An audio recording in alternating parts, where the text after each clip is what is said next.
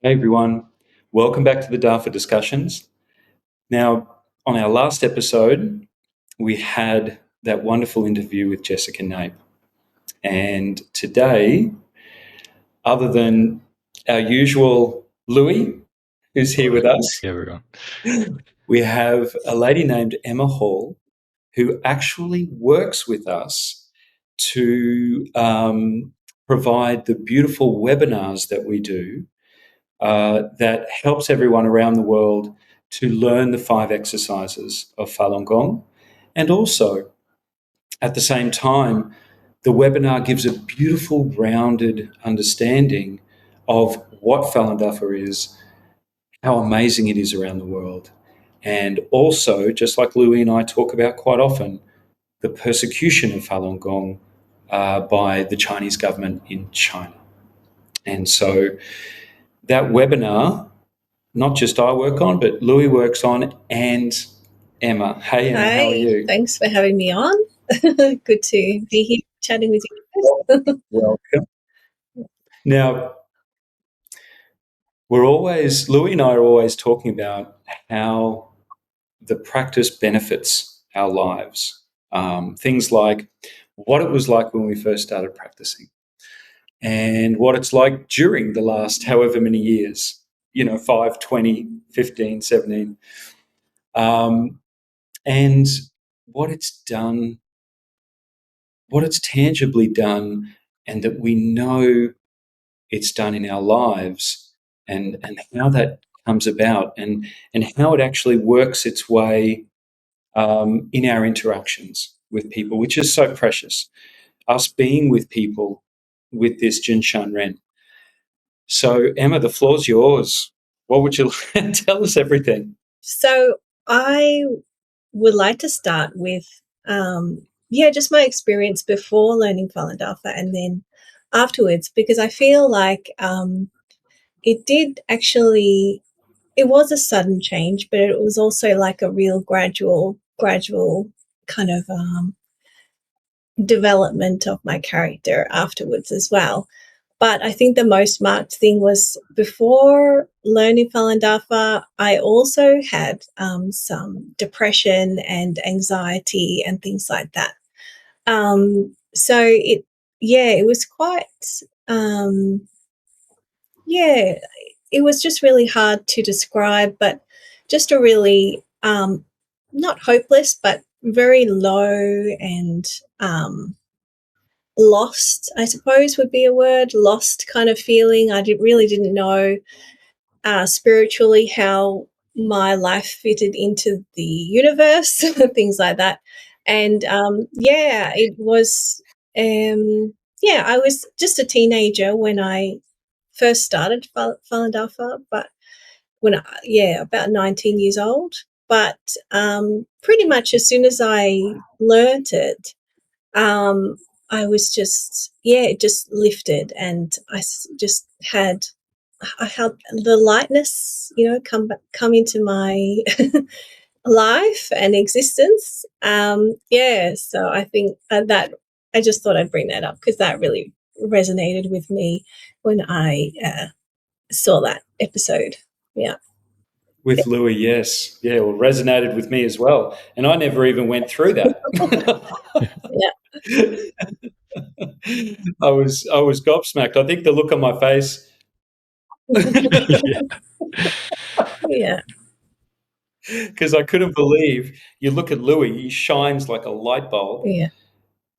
and then you listen to what life was like for him beforehand, and Mm. it's just hard to fathom. Yeah, I think it's a lot of people are going through that kind of thing at the moment. And, in hindsight of learning Falun Dafa, I feel we're all kind of searching for something like this Falun Gong that, kind of guides you, gives you some direction in life. Did you feel that? Yes. I mean, no, sorry. Did you feel that, Emma? Yeah, totally. Yeah. Actually, you made me just think of a quick thing. I remember when I was working in the steel industry for a period of time, I was running a steel parts warehouse, and there was a guy, a salesman in our team, who was as rough as guts. he was really, oof, he was a rough guy. And but as we got to know each other, he realized that there was a very soft side to me because of this practice. And and as we got to know each other more and more over the months, I remember him listening. I can't even remember exactly what we were talking about, but I remember distinctly him saying, look, sort of sitting back in his chair and going, mate, I tell you what, everyone needs something like what you do. It was like, just came out of nowhere. And I think what he'd really linked into was so many things in my life that were big issues had become not big issues in my heart and mind when I was dealing with them because of the practice, the principles and the change and the energies of the practice. And he could feel it. So anyway, I hear you both. Yeah, so I just thought I'd bring that up. But yeah, I think in terms of doing Falun Dafa, it's been a journey. I think for everyone, it's a journey. Like you kind of gradually come to understand new things and get rid of so many bad habits and just bad mentalities in your mind. That has really kind of opened up a lot of possibilities in terms of like what I can do with my life. Even like I think previous to Falun Dafa, I did feel so much anxiety and not a lot of confidence in what I could do. But even after starting, it was a process in terms of identifying in myself that there was this lack of confidence in my skills or in my ability, and it was just like a gradual letting go of those unnecessary thoughts and ideas that enabled us to really kind of just go for it in terms of careers and things like that. So what you were mentioning to us before about career for one, which, that's so important to everyone now. We've all got to live in the world. We've all got to make a living to support our families, to support ourselves. I'd really love to hear about that again because Yeah. it sounded amazing what Dafa was in your life at that time. Yeah. Well, in terms of career, I studied performance studies for my degree, which is very broad. And then because I really didn't know what I wanted to do when I finished high school, I had no idea. I was just interested in, that kind of area. And then afterwards I graduated and I realized I didn't want to really be in. We've just lost your audio. For everyone, if you're watching, I'd say it will correct itself in a second. But Em, we can't hear you. We can see you, but we can't hear you. Emma, can you hear us? Oh, we still can't hear you. Maybe log out and log back in. And everyone will wait for you. Actually, while we're waiting for Em, something that was really quite amazing on Jessica's interview, and she's, wow, I tell you, she was very, very held back when she talked about her position in the advertising and marketing and everything. She was actually holding an amazing position with a big company. She's worked on big, big productions here in Australia in the film industry. And she was, and I'm sure she'll forgive me for telling you all this, she texted me after the interview and she mentioned to me the journey that she's traveled with her family, not her father, but her husband, and all that she went through with her husband, and then eventually being back in Australia and now bringing up 2 children.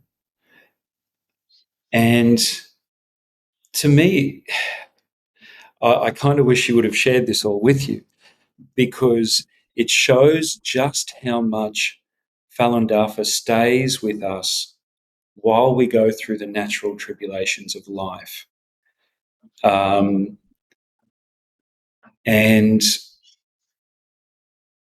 the other thing that she was making me think of when she was sharing with me in text more of the detail of what she went through was the kind of guidance that our practice, Louise and my practice, Falun Dafa, gives you in life, and the kinds of energy that you generate, not just directly as a consequence of being a practitioner, but also as you yourself cultivate and your character expands and you become, within your own right, a very benevolent, strong person. This kind of essence of thinking and being, it just, as I've mentioned before, it revolutionizes outcomes of different tribulations that we go through. And of course, there's big, terrible things that a lot of us have gone through naturally. And it's certainly not to lessen those things. But I think we can all agree that if we have something in our minds and hearts that gives us real meaning and purpose, something that allows us the strength and benevolence to be able to go through those things with a buoyant heart, it's just not the same feeling as when you don't have that thing. It's just not. I've gone, like, I was 34 before I became a practitioner, and I can tell you I've gone through some stuff. I know exactly what it feels like to go through father stuff, abandonment, even kidnapping. I know what it's like to go through all of these things, and having started practicing Falun Dafa, and know what it's like to be a Falun Dafa practitioner, then going through the next layers of my own tribulations in life. It's a very different thing. And it, like you probably saw in one of the episodes, there's a lady who looks up into the sky and she says it's an inner security. And that's the beauty that we would all want. Naturally, we all want to have that kind of buoyant heart. A lot of people of different religions talk about that. Some good friends of mine talk about it within Christianity and Catholicism, where their faith keeps them so able to go through their tribulations, just enduring those things. Well, Falun Dafa is a way of the Buddha school. So, of course, those elements are also very, very strong within the practice, something very good. Now, we don't seem to be getting Emma back. I'm not quite sure what's going on. She's just restarting her laptop. Oh, great. Louis and I always talk about how the CCP, or the Chinese Communist Party's campaign to try to destroy Falun Gong, was mainly wrapped around a vilification campaign. So in China, they used all of the media, which is all theirs. In China, everything is state-owned property. Even your own company in China is state-owned property in the end. They used everything to try to vilify Falun Gong. And as I've mentioned before, one of the things they were using to try to do that was to show that, what did they do? That's right. And there's a huge video on this that proves the whole lot. But they got death row criminals who were in the prisons of China, and the police got them and said, "Look, we'll let you go if you go and do this particular thing."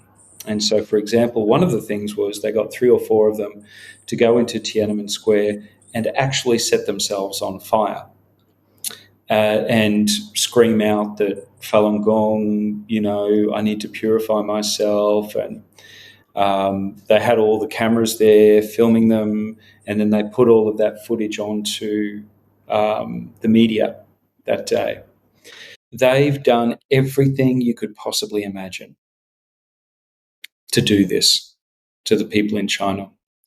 So it goes to reason that because China is a state-run, completely state-run country at a communist level. So, it's a you literally just toe the party line, or you get basically cast aside in terrible ways. There are still people in China, even now after everything has been proven, that the persecution was there, that all of their allegations are false, all this garbage is false. There are still people in China who still, because they're in China, and as you know, there's an information blockade in China. So people in China generally, unless they really, really try, can't get any information other than what the CCP gives them. There are still people in China who believe what the news agencies in China told them about Falun Gong. So if any of you meet, um, hey Em, I can see you back, get everything organised. Yes, had to change computers and locations. Because there's still people in China who don't know any different. Some of you may actually have, naturally, like I do, friends who are Chinese, and you'll say to them, "What do you think about Falun Gong?" And they'll just shut up, or they'll be like, "Oh, don't go anywhere near that thing." You've really, you've really got to, as Louis and I are always saying, use your own nous with this one now. You need to know the true information, know the situation that was made in China, and once you're secure with the information about that, and you know that the practice is good, which I hope you're beginning to understand, um, a good thing to do with your friends who are Chinese, who were poisoned by that kind of thing, is just let them know, for example, about this show, about all the information you've seen, about the legal documents that you've seen, um, all of those elements, which can help them also get out from under those lies. It's really important. Like, you can imagine if this was happening here, our government was telling us yoga was an evil cult, and we went around saying yoga was awful and persecuting everyone from yoga. We'd be a bunch of idiots, to be honest. In a similar kind of way, in a much more terrifying way, that's what the Chinese government has done with Falun Gong in China. And so those poor Chinese people are actually dead against something that they've been completely lied to about. So anyway, I just thought I'd mention that while I was waiting for this one to come back. All Sorry. right, Em. No, not at all. This is awesome. This is how live and real and raw our shows are, and it has to be this way. So Yep. go for it. You kick off where you left off. Yeah, okay. Yeah, what was I up to? Oh, that's right, school. So yeah, I studied performance studies at uni, and just because I really didn't know what I wanted to do, and then went on to do a diploma in stage and event management, um, and just kind of launched into that. But it wasn't really until we got back from living in South Korea that I really felt it was time to start up that business of in marketing and events. And so, yeah, that was about 8 years ago. And it was just, it was just a really exciting and fulfilling thing to do that I really think I probably wouldn't have done without kind of the support of doing Falun Dafa, really. Because I just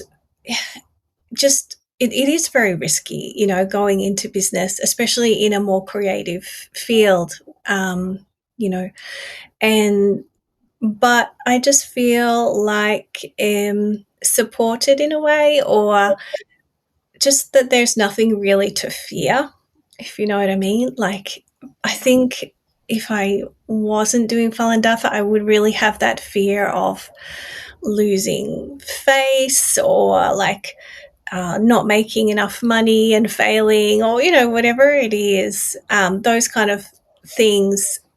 Through Falun Dafa, I've really kind of just been able to work through all of those things and not have those things block me, and just giving it a go.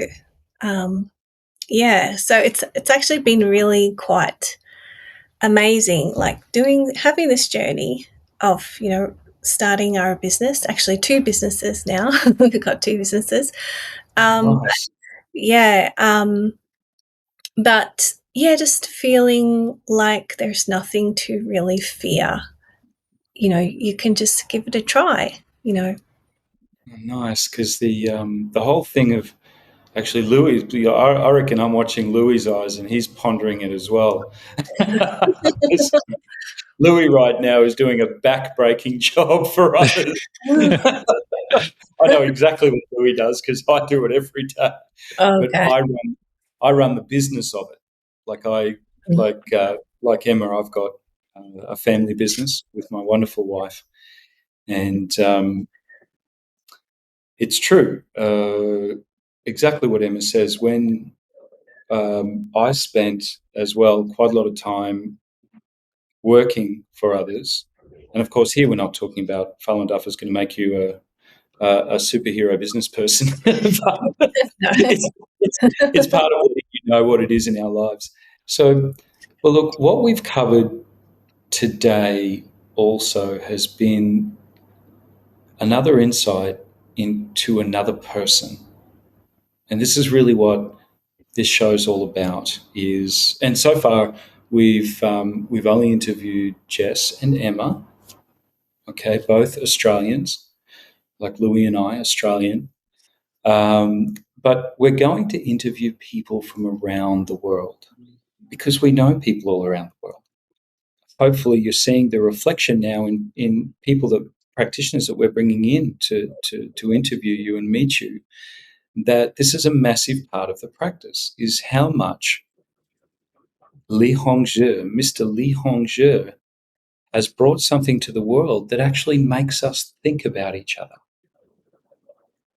And that is like a big glue element at the moment that can really bring us all together as a human race in the right ways, like bring us all together with the benevolent heart aspect. So, anyway, I've rambled on enough. Em, thank you so much for coming on. No worries. Yeah, thanks for having me on. And we'll definitely have you on again. We've just got to make our way through the world. We've actually got one of my good friends in America coming on, Quentin, who is amazing. Louis, thank you so much for getting all this organised. Everyone, you know that Louis is our magic tech man who puts all this together for us. So Yeah, I mean, wonderful. Sure, And thanks, Mike. we will see you all next week. And one thing too is, Louis, do we even have a email address yet? Did we set one of those up yet? We do have one. Yeah. Do you know what it is? I know that sounds crazy. Yeah. It's just our channel name, dafadiscussions at pm.me. pm.me. Yeah, it's a Proton Mail account. Oh, Proton Mail. Okay, I've never heard of it. Probably you haven't either. But that is our email address. Now, if there's any questions you have, you're more than welcome to write us an email. So DAFA discussions, plural, DAFA discussions. It's not the DAFA discussions, is it? No. No. DAFA discussions dot P for Papa, M for Mary, dot me, M-E. Yeah, ME. Yeah. So write us an email. ask us a question. Give us your name, where you're from, and we'll bring it up in the show. And we'll talk about that kind of question. You might ask, I don't know, why is it all females that are coming in on your interviews? Is it mainly women? I'd like to join. Whatever. Ask a question, even if it's something quite controversial. You might say, "Look, I've seen a website. It full on says that you guys are a cult, um, and it said this, this, and this. What's your answer to that?" Mm. These are great questions because, as we're making clear, the Chinese government, and you all know the Chinese government is ultra wealthy. So the amount of money they've put into vilifying Falun Gong is beyond yours or my wildest dreams.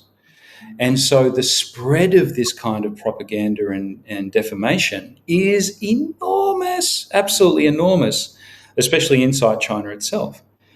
And as we've made clear to you, they're making very strong moves now to try to ramp up this kind of same persecution that they did in China around the world. So you're bound to come across something, but that something is a very important thing.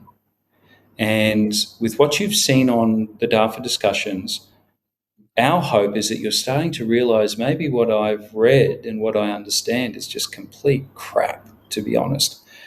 And you want to ask us some questions and have us try to help illuminate things a little more. Do it. We're more than happy to do what we can. And also, people like Emma have massive lists and insights into the different videos that Louis and I talk about all the time that have been made to completely link up with that propaganda and basically shine a light on the fact that it's complete rubbish, absolute rubbish. So we're here for you. We're here for you to understand further, okay, other than just coming onto the show. Alrighty. So thank you, everyone. Thank you, guys. And we'll see you all for the next episode. All right. Bye. Thanks, everyone. Bye.